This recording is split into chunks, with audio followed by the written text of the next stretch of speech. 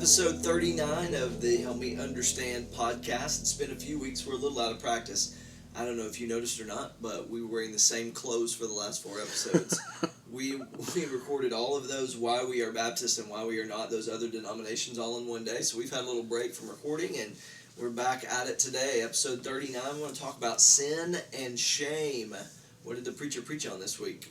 That's right. Preach don't sin. What did he say? He's against it. He's against it, that's right. So Psalm 51 this week in our services has really prompted me to think a good bit. We're going to spend several weeks working through Psalm 51 as a church, and I love it because it's so helpful, so practical.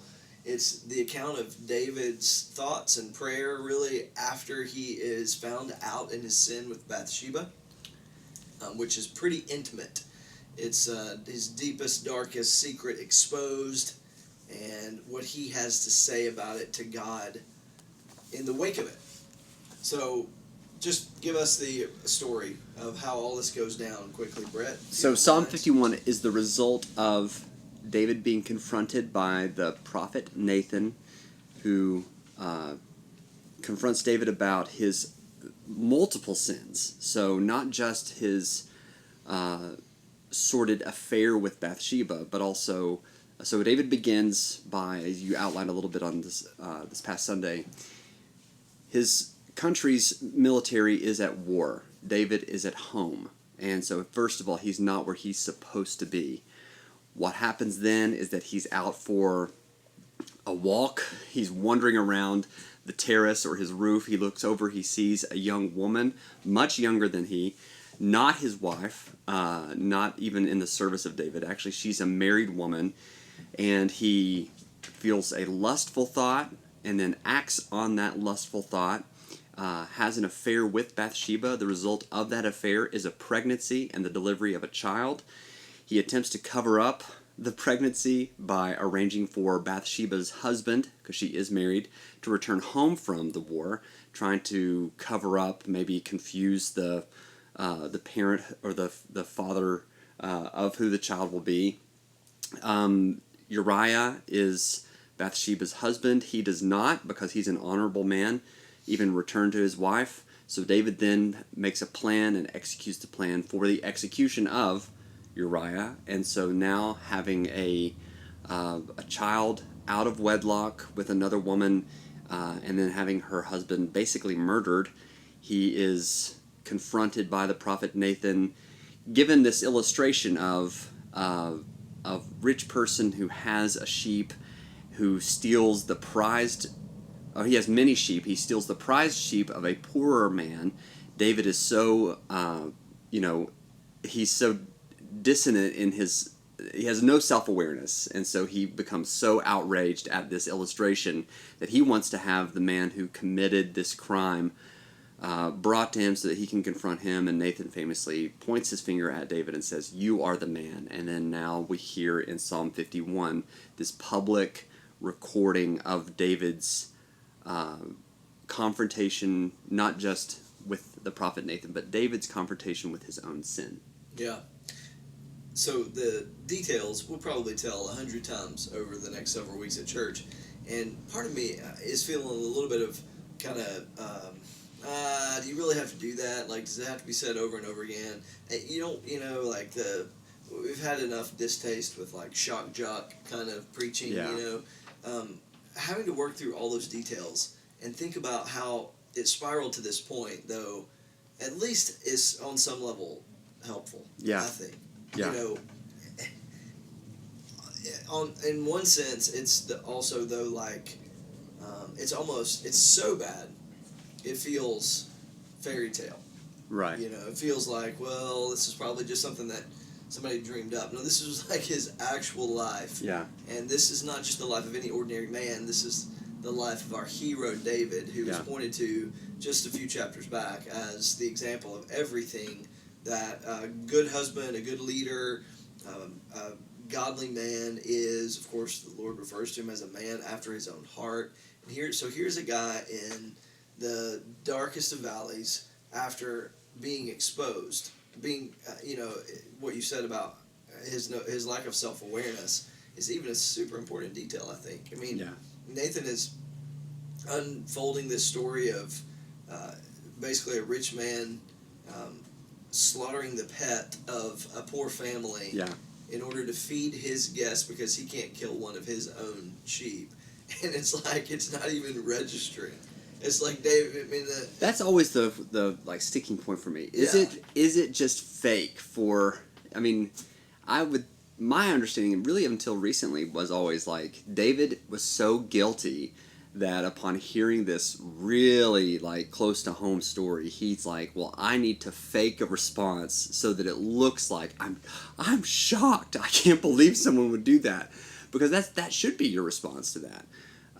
But I genuinely believe that sin has so clouded his judgment and his mental awareness that he's forgotten that, I mean, he is having his own life and sin described to him. Yeah, so in 2 Samuel 12:7, when Nathan says to him, "You are the man," I mean, it's this almost, it would be cinematic if it weren't real. You know, that's what I'm talking about, the fairy tale thing. It's like, I mean, it is obvious how the music shifts, the soundtrack at that moment. You know, where David wakes up finally, or, I mean, he doesn't wake up. He's awoken. Yeah.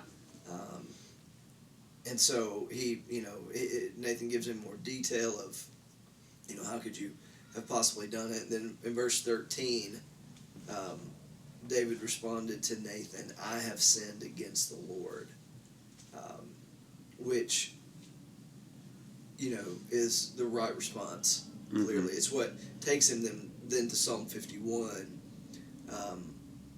You know, we have to be reminded, I think, sometimes when we're reading the scriptures as well, we're reading this account, and who knows how long passed from the time the paragraph ends, "I've sinned against the Lord," and then Nathan replied to David, "And the Lord has taken away your sin, you will not die." And maybe there is, maybe there's a long time, maybe there's a break between that, or maybe there's not. Maybe we're supposed to take away that right in that instant of recognition and confession, that we should be so aware of the forgiveness that God offers to us. Yeah, that's an interesting question, I think, there even in the passage. So you think, though, that this is not just for bloody and gory detail's sake, but that this is a teachable moment for all Christians about how this is a moment of grace in David's life. Yeah, I think we could all say there's evidence of the grace of God in dragging our moments like David has lived here out into the open. Mm-hmm. We don't want to talk about it very much. We don't like it. We hope it doesn't ever come to that. Yeah. And yet still somehow the deepest moments of freedom arise out of everything being out on the table and all the curtains being pulled back. Yeah.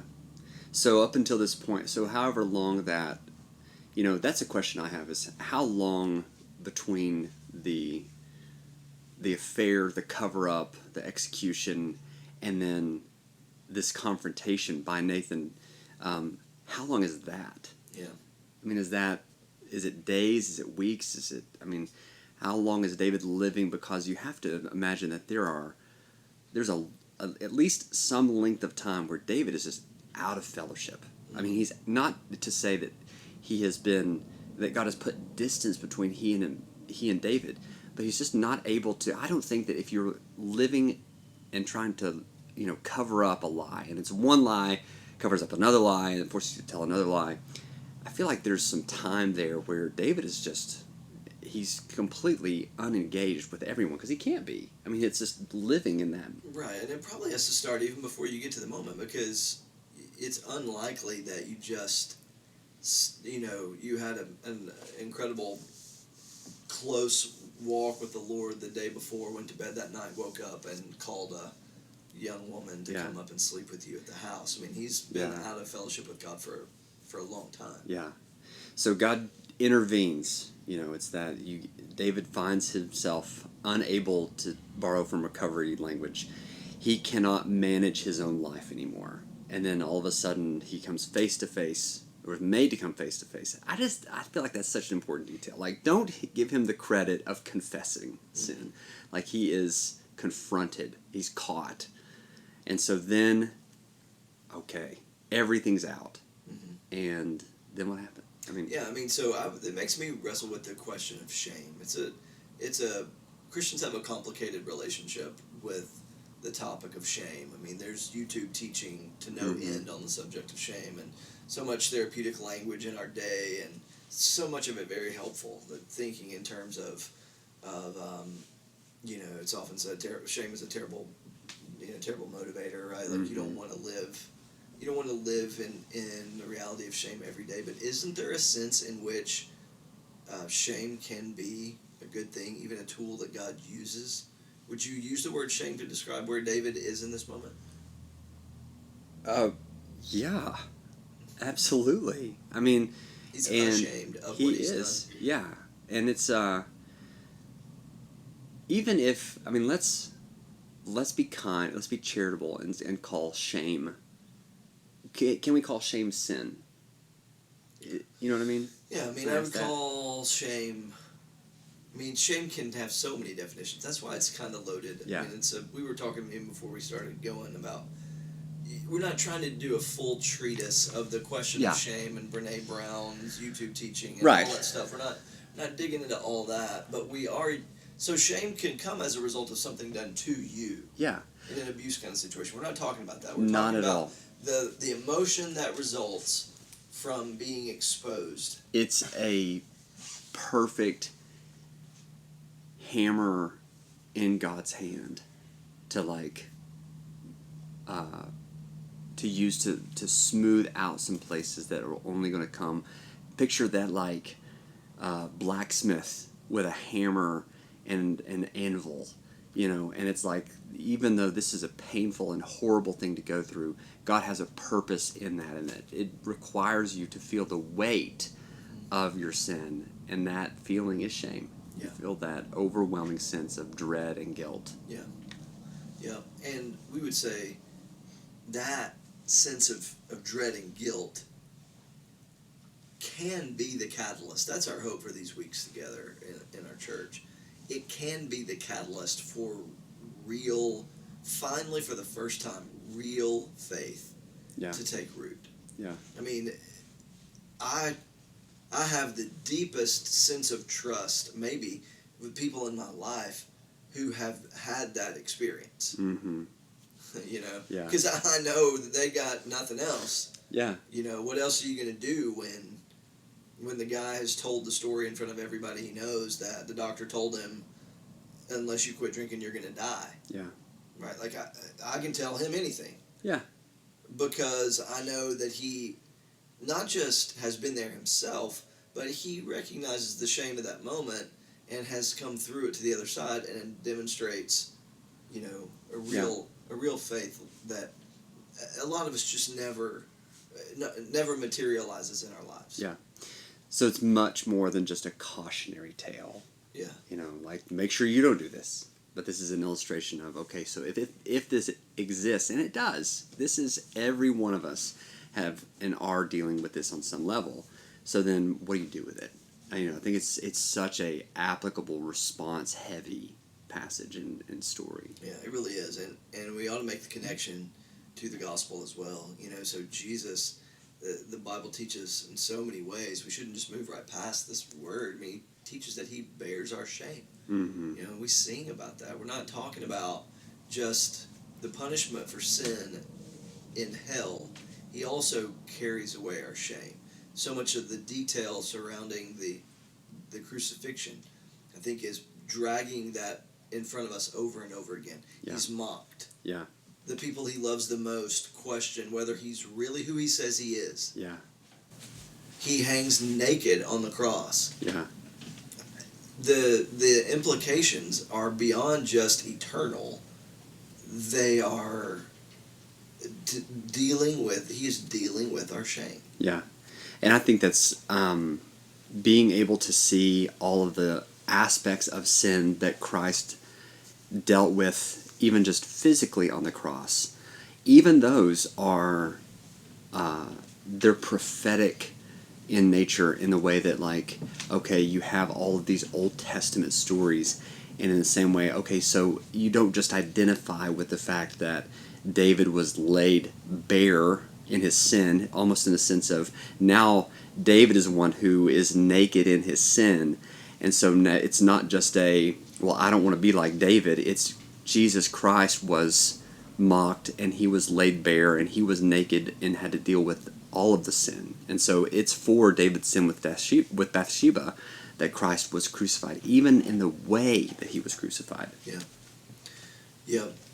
So there's so much we could say probably here, but maybe what we call cultural Christianity, which is just the idea that, it's a favorable thing, and if we leave here and go out to Walmart down the road and ask someone if they're a Christian, chances are most every person we encounter in this part of the world is going to say yes.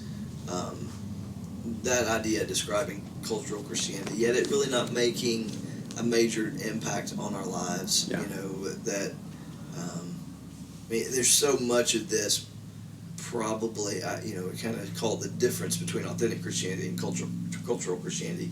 This idea, authentic Christianity is, regardless of the details, okay. And one thing that does, I'll be honest, as I'm wrestling with even David's life, I'm grateful that it's there, but I'm not going to be preaching to a lot of people who have gotten someone pregnant and had their spouse murdered. Right.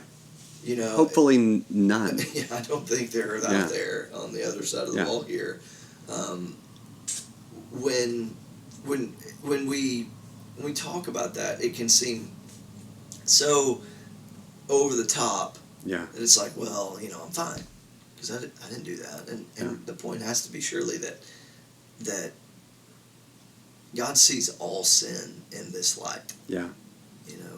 I was numb to the effects of my sin. Mm-hmm. They didn't look like David's, but in many ways it's exactly the same. So you got to feel the full weight of it. I want to go to this passage, and we'll kind of wrap here if we can. But 2 Corinthians 7, you have this back and forth. As I should have just trusted my ribbons. I never trust my ribbons.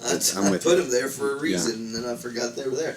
And you have this argument that Paul's kind of making with himself. I love when you read these parts of his letters where he says, he's like bouncing back and forth, doing arguments from both sides. And apparently, what's happened is he wrote them another letter, a previous letter, and he said some really hard things to them. And now he's like, I know that it was hard to hear, and I know that it made you mad, but I'm not sorry.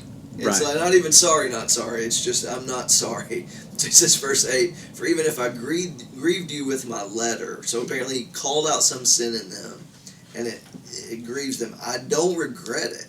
And if I regretted it, since I saw that the letter grieved you, yet only for a while, I now rejoice. Not because you were grieved, but because your grief led to repentance. For you were grieved as God willed, so that you didn't experience any loss from us. Then he pulls together the punchy verse here that we quote. Verse 10, for godly grief produces a repentance that leads to salvation without regret. But worldly grief produces death. So worldly grief, it seems he's making the distinction to say, I'm sorry I got caught, but I'm not going to do anything about it. Yeah. Well, that's gonna kill you. Yeah.